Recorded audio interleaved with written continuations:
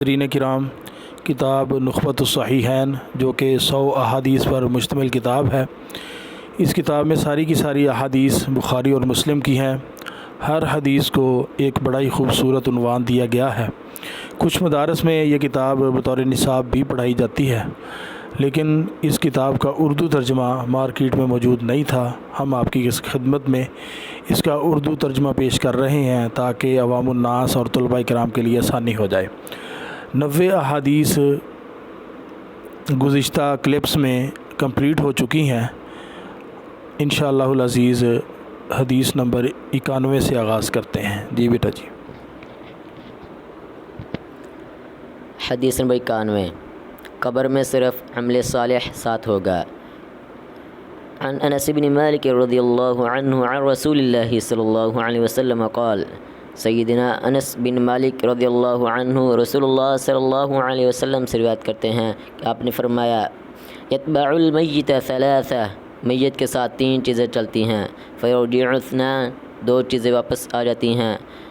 ویبقى معه واحد، اور ایک چیز وہاں رہ جاتی ہے، یتبعه اہلہ ومالہ وعملہ،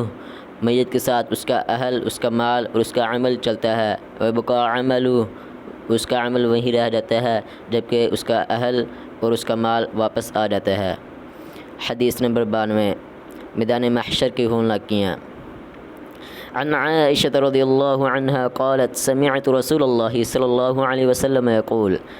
ام المؤمنین سیدہ عائشہ رضی اللہ عنہا فرماتی ہیں، میں نے رسول اللہ صلی اللہ علیہ وسلم کے فرماتے ہوئے سنا، یحشر الناس یوم القیامت حفاة عراة غرلا، قیامت کے دن لوگ ننگے پاؤں ننگے بدن بغیر ختنہ کیے ہوئے اٹھائے جائیں گے۔ قلت یا رسول اللہ، الرجال والنساء جميعا ينظر بعضهم الى بعض، میں نے عرض کی، اللہ کے رسول،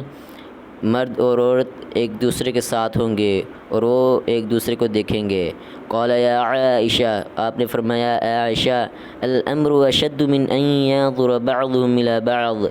اس دن مصیبت اتنی سخت ہوگی کہ کوئی شخص دوسرے شخص کو نہ دیکھے گا۔ الامر اشد من ان يهمهم ذاک، اس وقت معاملہ ایسا سختی والا ہوگا کہ کوئی اس کا خیال بھی نہیں کرے گا۔ حدیث نمبر 93، ہر شخص قیامت کے دن اپنے اعمال کے مطابق پسینے میں ڈوبا ہوگا۔ عن ابی ہریرہ رضی اللہ عنہ ان رسول اللہ صلی اللہ علیہ وسلم قال، سیدنا ابو ہریرہ رضی اللہ عنہ سے روایت ہے کہ رسول اللہ صلی اللہ علیہ وسلم نے فرمایا، یعرق الناس یوم القیامہ، قیامت کے دن لوگ پسینے میں شرابور ہو جائیں گے، حتی یذهب عرقهم فی الارض 70 ذراعا، حالت یہ ہوگی کہ تم میں سے ہر ایک شخص کا پسینہ زمین پر 70 ہاتھ تک پھیل جائے گا، ویلجمهم حتی یبلغ آذانهم، اور ان کے منہ تک پہنچ کر کانوں کو چھونے لگے گا۔ حدیث نمبر 94، سچ اور جھوٹ کا انجام۔ عن ابن مسعود رضی اللہ عنہ قال قال رسول اللہ صلی اللہ علیہ وسلم، سیدنا ابن مسعود رضی اللہ عنہ فرماتے ہیں، رسول اللہ صلی اللہ علیہ وسلم نے فرمایا، ان الصدق یہدی الی البر، بے شک سچ اور نیکی کی طرف رہنمائی کرتا ہے، وان البر یہدی الی الجنہ، اور بے شک نیکی جنت کی طرف لے کے جاتی ہے، وَإِنَّ الرَّجُلَ لَيَصْدُقُ حَتَّى يُكْتَبَ عِندَ اللَّهِ صِدِّيقًا، اور ایک شخص سچ بولتا رہتا ہے یہاں تک کہ اللہ تعالیٰ کے ہاں سچوں میں سے لکھ دیا جاتا ہے، وَإِنَّ الْكَذِبَ يَهْدِي إِلَى الْفُجُورِ، اور جھوٹ وہ برے کاموں کی طرف رہنمائی کرتا ہے، وَإِنَّ الْفُجُورَ يَهْدِي إِلَى النَّارِ، اور برے کام جہنم کی طرف لے کر جاتے ہیں، وَإِنَّ الرَّجُلَ لَيَكْذِبُ حَتَّى يُكْتَبَ عِندَ اللَّهِ كَذَّابًا، اور ایک شخص جھوٹ بولتا رہتا ہے یہاں تک کہ وہ اللہ تعالیٰ کے ہاں جھوٹوں میں سے لکھ دیا جاتا ہے۔ حدیث نمبر 95، جنت و جہنم کا راستہ۔ عن ابی ہریرہ رضی اللہ عنہ ان رسول اللہ صلی اللہ علیہ وسلم قال،